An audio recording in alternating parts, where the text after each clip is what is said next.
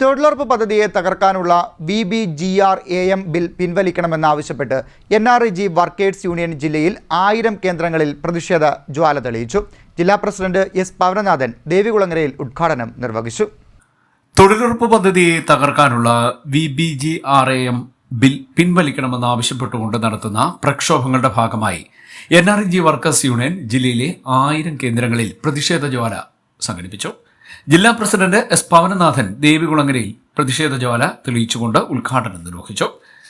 Union secretary PP സംഗീത മാരാരിക്കുളത്തും ഉദ്ഘാടനം നിർവഹിച്ചു. മുഹമ്മയിൽ D. Shaji, കഞ്ഞിക്കുഴിയിൽ AK Prasannan, മുളക്കഴയിൽ MH Rasheed, തഴക്കരയിൽ Murali Thazhakkara, തെക്കേക്കരയിൽ തുളസിഭായി, ചെറുതനയിൽ R. Rajesh, അരൂരിൽ VK ഉദയകുമാർ എന്നിവർ പ്രതിഷേധ ജ്വാല തെളിയിക്കൽ ഉദ്ഘാടനം ചെയ്തുവെന്ന് ജില്ലാ പ്രസിഡന്റ് S. പവനനാഥൻ പറഞ്ഞു. നമ്മുടെ തൊഴിലുറപ്പ് പദ്ധതി അട്ടിമറിക്കാൻ കേന്ദ്ര ഗവൺമെൻറ് തീരുമാനിച്ചിരിക്കുകയാണ്. അതിൻ്റെ ഭാഗമായി പാർലമെൻറ്റിൽ ഒരു പുതിയ ബില്ല് അവതരിപ്പിച്ചു. VBGRAM എന്നാണ് ആ ബില്ലിൻ്റെ പേര്.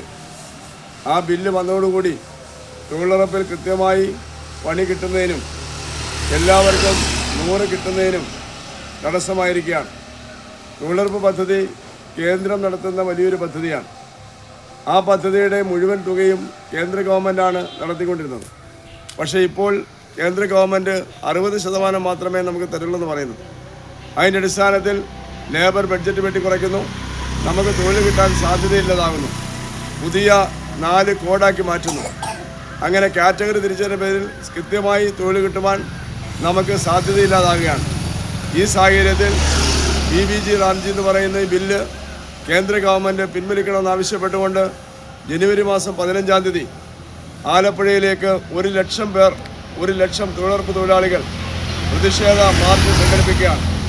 ആ 1 ലക്ഷം പേര് പങ്കെടുത്തുകൊണ്ട് ആലപ്പുഴ നടക്കുന്ന മാർച്ചോടുകൂടി കേന്ദ്ര ഗവൺമെൻറ് ഈ ബില്ല് പിൻവലിക്കണമെന്ന് NREG വർക്കേഴ്സ് യൂണിയൻ ആവശ്യപ്പെടുകയാണ്.